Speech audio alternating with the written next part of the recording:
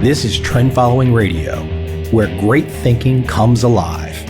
Nobel Prize winners, legendary traders, best-selling authors, and the pros that know what drive us irrational human beings. I am your host, Michael Covel.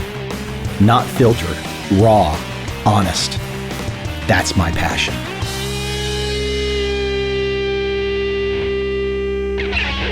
My last podcast, I talked about Brad Stevens, the Boston Celtics basketball coach. A statistics guy who believes that process outweighs outcome. Now, of course, in his world, basketball wins. Ultimately, you have to have the outcome. But to get that outcome, you have to put a damn good process in place.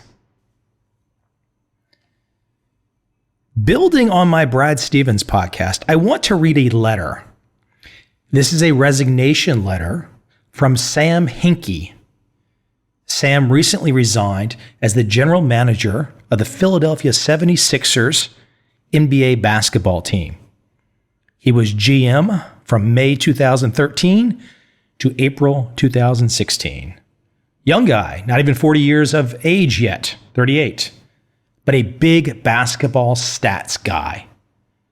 He was hired from the Houston Rockets because the Houston Rockets had been big stats people and had a lot of success with it. So 3 years ago, he came to the Philadelphia 76ers as GM. To the outside world, his strategy appeared to be lose as many games as possible to try and get the first pick in the draft. Well, he's done that for several years now. The team has been absolutely terrible, and Sam has resigned. Those are the facts. Now, his letter, I don't know one way or the other whether he is 100% accurate in describing all of the events, whether there is something left out. That's not my point in reading his resignation letter today. I want to read excerpts from his resignation letter because once again, like Brad Stevens, he's talking process. He's not only fixating on outcome because you can't always control the outcome.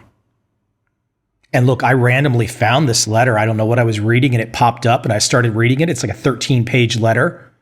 I'm not going to read the whole thing, but there's some really great points in his letter. Again, I'm not trying to tell anybody out there that I know that this guy was good or bad. That's not the point. I just want to read this letter and let it stand on its own. Dated April 6, 2016 to the equity partners of the Philadelphia 76ers Limited Partnership. He goes on to say, what I hope to accomplish in this letter is to give you insight into what has transpired behind the scenes in ways you might not have otherwise heard about. Many of you attended our most recent board meeting in New York, where many of these topics were addressed. But for all 12 of you, I hope that this provides a deeper look into what you have at your organization. Accordingly, you should anticipate some mild cheerleading of others sprinkled with a healthy dose of self-flagellation about things I've done wrong. There has been much criticism of our approach. There will be more. A competitive league like the NBA necessitates a zig while our competitors comfortably zag. We often chose not to defend ourselves against much of the criticism, largely in an effort to stay true to the ideal of having the longest view in the room. To attempt to convince others about our actions will just serve to paint us in a different light among some of our competitors as progressives worth emulating versus adversaries worthy of their disdain. Call me old-fashioned, but sometimes the optimal place for your light is hiding directly under a bushel. He continues, a league with 30 intense competitors requires a culture of finding new, better ways to solve repeating problems. In the short term, investing in that sort of innovation doesn't often look much like progress, if any. Abraham Lincoln had said, give me 6 hours to chop down a tree, and I will spend the first 4 sharpening the axe. He continues, in May of 1969, a 38-year-old Warren Buffett sat down at a typewriter to inform his investors that he was closing his fund, then the Buffett Partnership. His reason? Market conditions were such that he no longer had the requisite confidence that he could make good decisions on behalf of the investors and deliver on his commitments to them. So he would stop investing on their behalf. For me, that's today. Given all the changes to our organization, I no longer have the confidence that I can make good decisions on behalf of investors in the Sixers. That means you. So I should step down, and I have.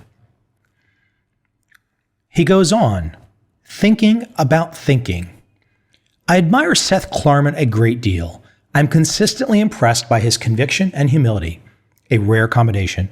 About their approach at Baupost, he says, it isn't only the way of thinking, but it's how we approach it.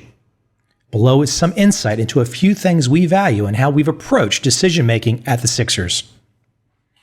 First, this list is anything but exhaustive and hardly mine alone. Whenever possible, I think cross-pollinating ideas from other contexts is far, far better than attempting to solve our problems in basketball as if no one has ever faced anything similar. Accordingly, this approach comes from a frequent search into behavioral economics, cognitive science, and a lot of observation and trial and error over my 11 years in the NBA.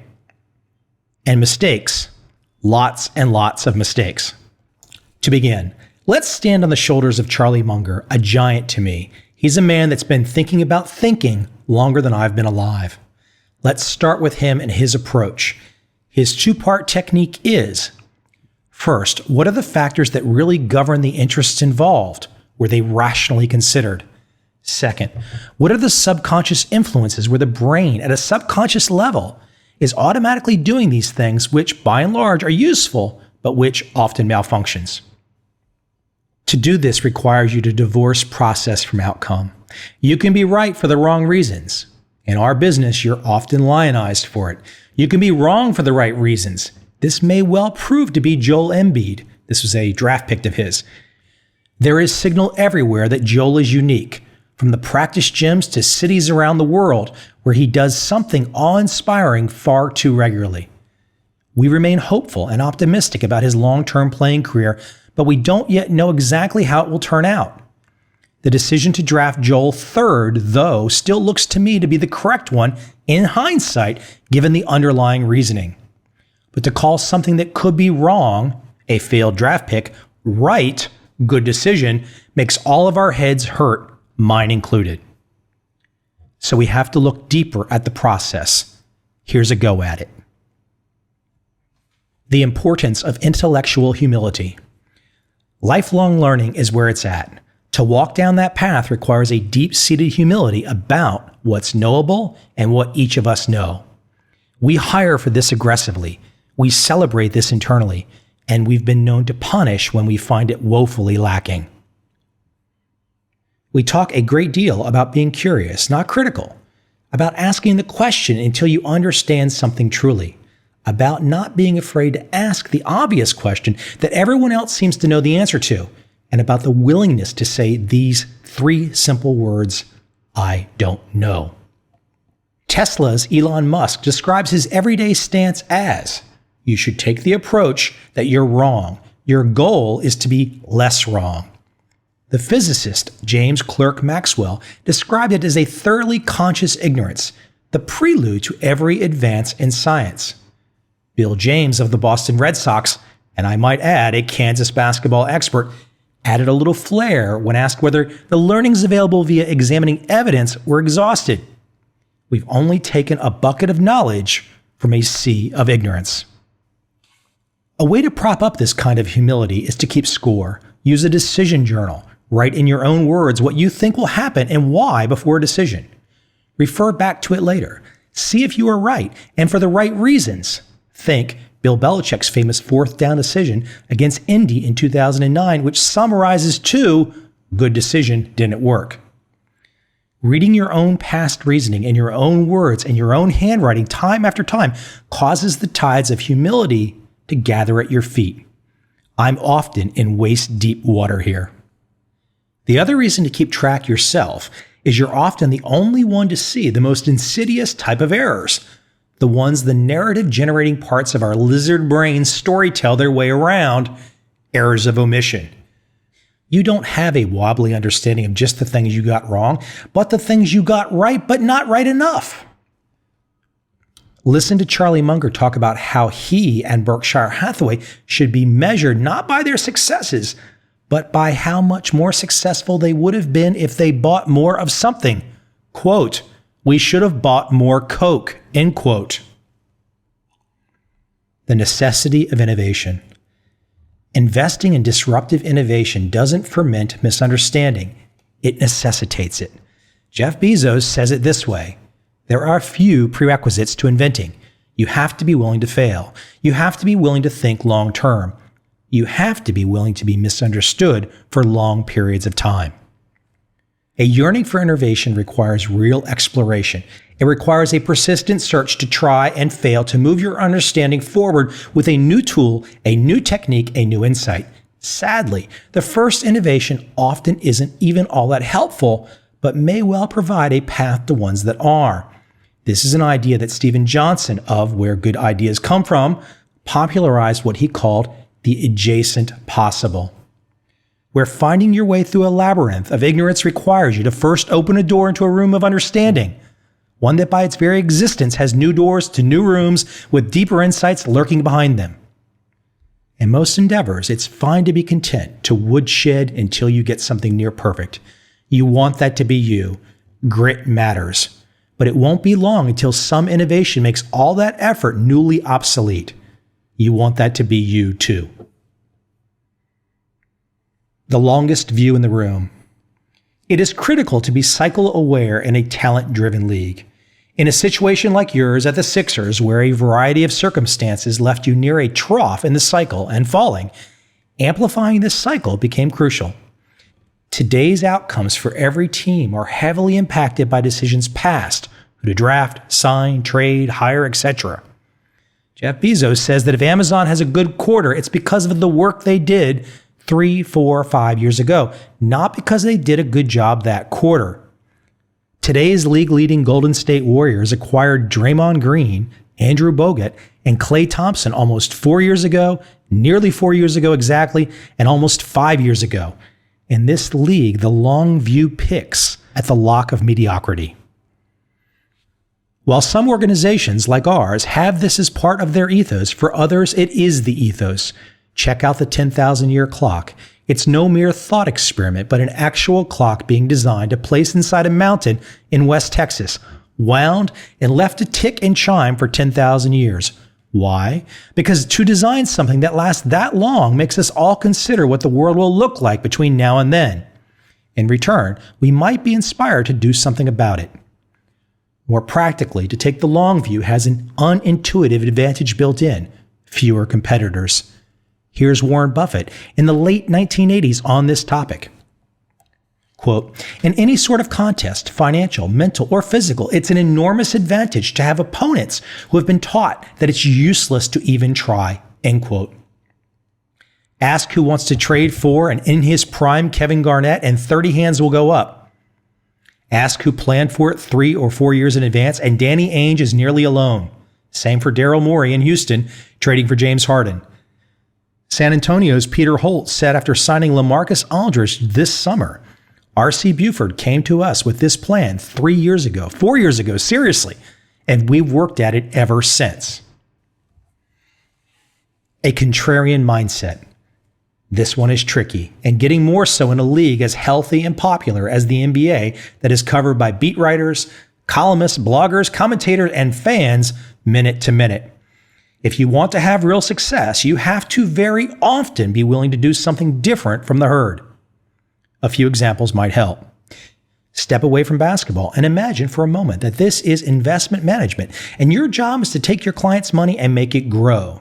It's January 1st, 2015, and the S&P is $171.60, exactly the same price it has been since January 1st, 1985.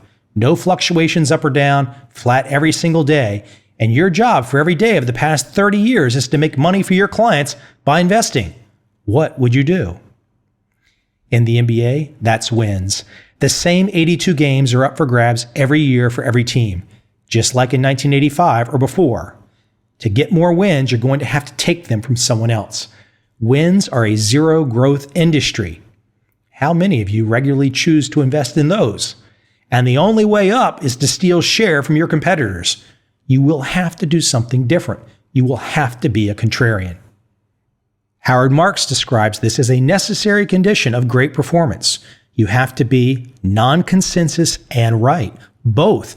That means you have to find some way to have a differentiated viewpoint from the masses. And it needs to be right. Anything less won't work. But this is difficult, emotionally and intellectually. Seth Klarman talks about the comfort of consensus. It's much more comfortable to have people genuinely agreeing with you. By definition, those opportunities in a constrained environment winnow away with each person that agrees with you, though. It reminds me of when we first moved to Palo Alto. Within a week of living there, a voice kept telling me, this is great weather, 30 minutes to the ocean, 3 hours to ski, a vibrant city 30 miles away, and one of the world's best research universities within walking distance. People should really move here. Then I looked at real estate prices. I was right, yes, but this view was decidedly not a non-consensus view. My viewpoint as a Silicon Valley real estate dilettante, which took a whole week to form, had been priced in. Shocker. To develop truly contrarian views will require a never-ending thirst for better, more diverse inputs. What player do you think is most undervalued? Get him for your team. What basketball axiom is most likely to be untrue? Take it on and do the opposite. What is the biggest, least valuable time sink for the organization? Stop doing it. Otherwise, it's a big game of pity-pat, and you're stuck just hoping for good things to happen rather than developing a strategy for how to make them happen. There has to be a willingness to tolerate counter-arguments, hopefully in such a way that you can truly understand and summarize the other side's arguments at least as well as they can. And then, after all that, still have the conviction to separate yourself from the herd. A tolerance of uncertainty. This one can be really difficult, especially when the stakes are high, but it's critical to making rational decisions over the long term. We are all so tempted to simplify when something is hard to think about, simply to get it out of our mind by treating it as impossible. This goes from academic sounding to life-altering in basketball team building, though. Looking at a player with an estimated 10% or 20% chance of being a star over the next 3 or 4 years can't be written to zero. That's about as high as those odds ever get. That's surely a very, very high number for any player that's ever available to you to be added to your team. Once you accept that, it becomes clear that shrinking the confidence interval around that estimate and the estimates of the downside risk at the other end of the spectrum becomes pretty darn important. But our well-worn thinking patterns often let us down here. Phil Tetlock, from just down the street at Penn, addresses this very well in his most recent remarkable book, Super Forecasting, where he quotes the great Amos Tversky. In dealing with probabilities, most people only have 3 settings. Gonna happen, not gonna happen, and maybe. Jeff Van Gundy sums it up succinctly on our telecast. It's a make or miss league. He's right. In some decisions, the uncertainties are savage. You have to find a way to get comfortable with that range of outcomes. If you can't, you're forced to live with many fewer options to choose amongst which leads over the long term to lesser and lesser outcomes. The illusion of control is an opiate, though. Nonetheless, it is annoyingly necessary to get comfortable with many grades of maybe. Sixers fans come up to me to say hello, and many of them say the same thing, almost instinctively, as we part. Good luck. My standard reply, thanks, we'll need it. Belong science. Science is about predictions. Understanding the world until you can make a prediction about what will happen next. If you're not sure, test it. Measure it, do it again, see if it repeats.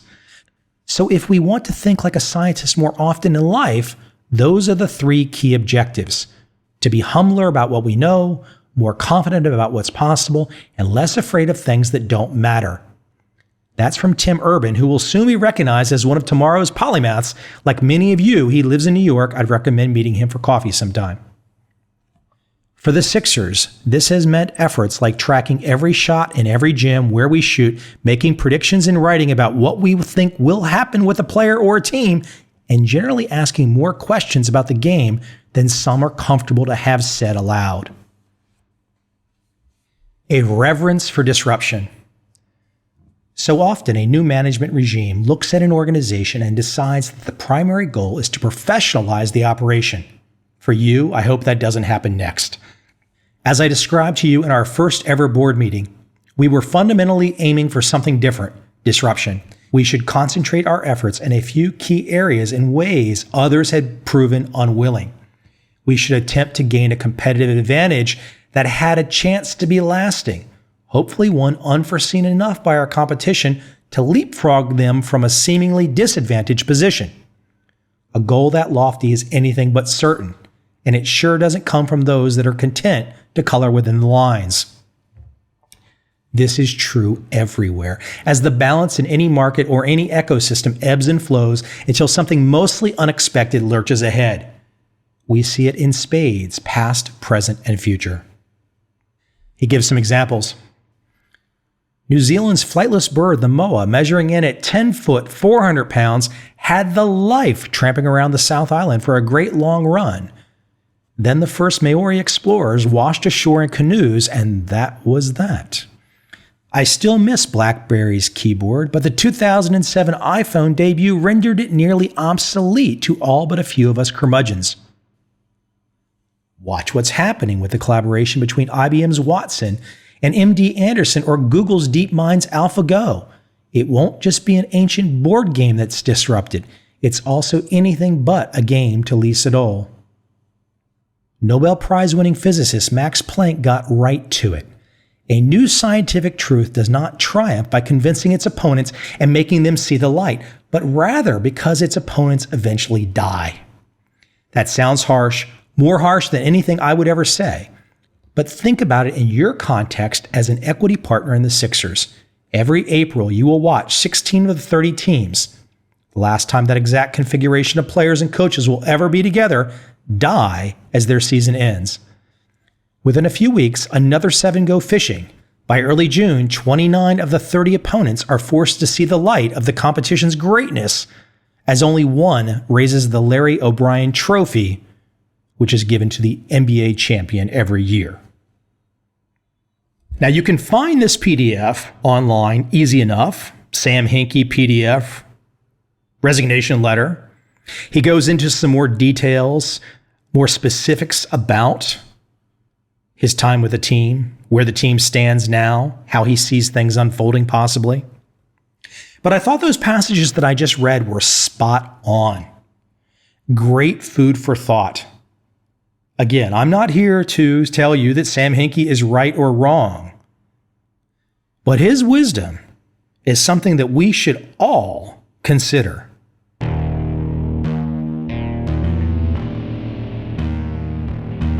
I see a time when those awake will understand how to make money in up, down, and surprise markets. Whether new trader or experienced, college student or financial advisor, protecting against a crash or just trying to make a lot of money, trend following offers everyone an answer in uncertain times. To get started immediately, send me an email, michael@covel.com. I will send you the right trend following steps to take along with my free video. But if you want to buy and hold, trust the government and trust Wall Street, this is absolutely not for you.